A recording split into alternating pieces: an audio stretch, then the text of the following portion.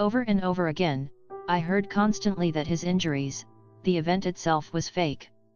People said that to me and I never believed it because when you see Omran's face and how he responded to the things that were happening around him, he really was hurt bad. I am going to try showing where the scars are on his beautiful face today and in comparison to where he was injured that day in August 2016 in Aleppo. This isn't meant to be a gruesome way of explaining it, only to prove to the scoffers and the skeptics who said over and over it never happened. It did happen and I want to tell Omran, I love you. When Omran was pulled from his house, it has been proven that the rebels were going to use Omran's injuries to create sympathy for their cause, but the social media kept saying that it wasn't real. That his injuries were fabricated to imply he was hurt, though he wasn't.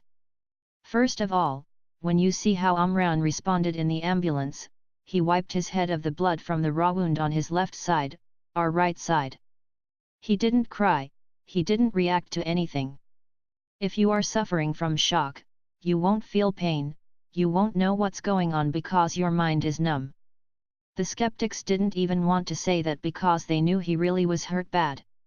Clinton herself said 2 times during the debates for president that it was a scene she would never forget. I'll never forget it either because I saw a little boy who was hurt, but, Americans just see girls as important, all important, only important. So after the story was told, the media didn't care to talk about it anymore. I remember a day later, they blazoned a Syria girl who was also injured, meaning that we must emphasize a girl's suffering more than little Omran's injuries. It is pathetic how society must say only one gender counts and not both. I'm also saying most Americans are biased towards the genders because a woman or girl are all they want to talk about on the news, on television, in the movies. To me, Omran was a wake-up call on many fronts, not least of which is the gender issue. War is cruel, Omran proved that too. Omran suffered and it should never happen again. But I started to talk about Omran initially because boys are forgotten in America, they aren't cared about. They aren't even valued and that's why I started to bring up Omran.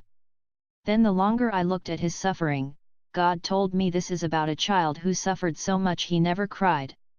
He was scared when they put him in the ambulance, you saw him react to one reporter and he didn't know where he was or who these people were.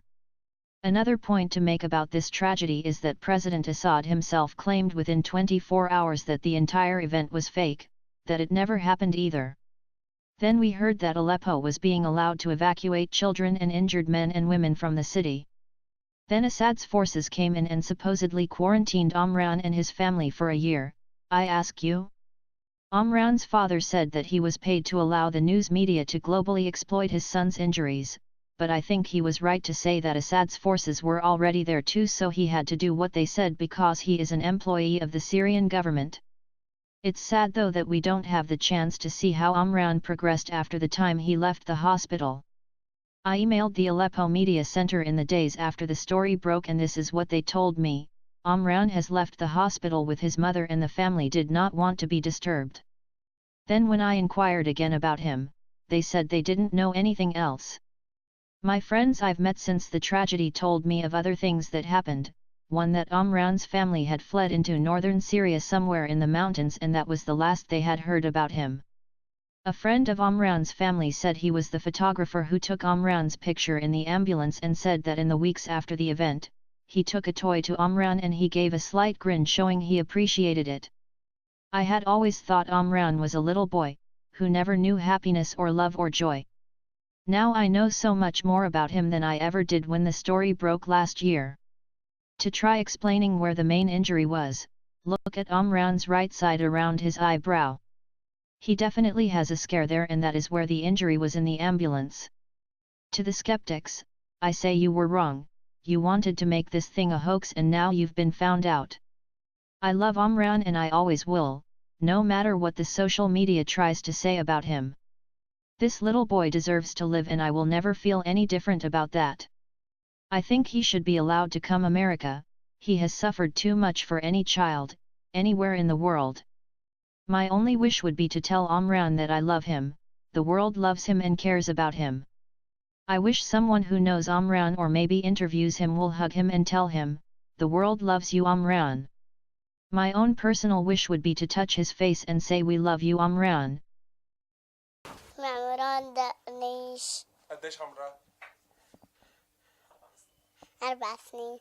Please never forget that God loves you even more than anyone on this planet, and he always will.